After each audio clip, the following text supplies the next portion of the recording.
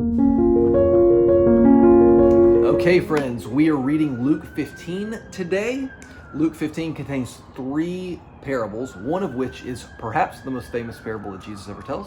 The parable that we call, he didn't call it, but that we call the prodigal son. Even if you didn't grow up in the church, you have likely heard the story. Now, let me tell you a different story. This is a story that Ray Vander Laan, a great Bible teacher, says was a popular parable at the time. It's also a parable about a father and a son. In this parable, the son decides that he has had enough of his family. He goes to his dad and he says, "I'd like to go ahead and receive my inheritance," which is him essentially saying, I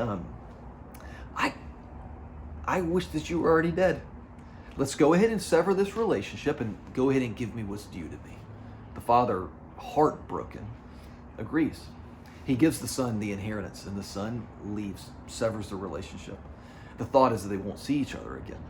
The son then goes over to one of the pagan towns and begins to spend his money. Now, what we don't see that everybody then would have known is that on one side of the Sea of Galilee, you have the Jewish villages, and on the other side of the Sea of Galilee, you have these towns that are part of called the Decapolis. These are the Greek cities at the time.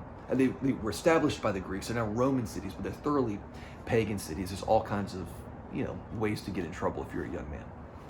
What we miss is not only that, but we also miss that the Sea of Galilee is not very big. So this father could have perhaps literally, certainly metaphorically, but very likely literally, looked across the Sea of Galilee and seen the lights of those cities at night, the fires burning, and knowing that that's where his son was. He could walk by the Sea of Galilee at night and see that place where his son was squandering away his wealth. Now, he doesn't know how poorly things are going, but he could probably suspect. And it turns out they are. This young man spends all of the money. He has nothing left. And he finds himself just at the bottom, rock bottom. And he decides one day, I would be better off going back and groveling at my father's feet, asking him to be one of his servants. It'd be better to be a servant in my father's house than here. So he goes back. He humbles himself, sucks it up, goes back. And as he's walking up to the house that he grew up in, his father sees him in the distance. And what does his father do? His father turns around, turns his back on his son, and leaves him there, telling him that he's not welcomed. The people of the community embrace the father. They hug him and they weep with him, telling him that he's done the right thing. That's the way the parable went. That's what everybody expects Jesus to end with. But Jesus ends with something different, and you know the end of the story. And if you don't know, you can read it. We forget how countercultural what Jesus is doing is. We forget that the way that the story ended in the original parable is the way that the story typically ends today also. That when people hurt us, we hurt them back.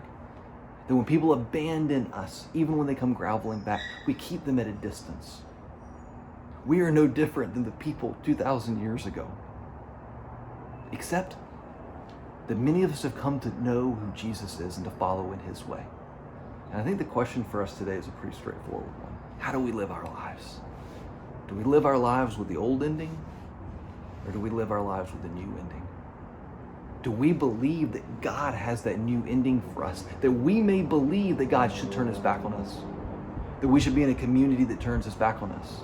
Or do we accept the good news of the gospel, and that is that the Father actually runs to us? And not only do we accept that for ourselves, but do we live that with other people? Do we embrace the new story, or do we embrace the old story? When people come back to us and they seek forgiveness, do we welcome them back, or do we still keep them at a distance? Do we believe that it is wrong to reconcile? Or do we recognize that it is a virtue to do so? I'll tell you, more and more in our culture, what we are doing is we're living into the old story. What the parable of the prodigal son reminds us of today is that there is a new, a better story.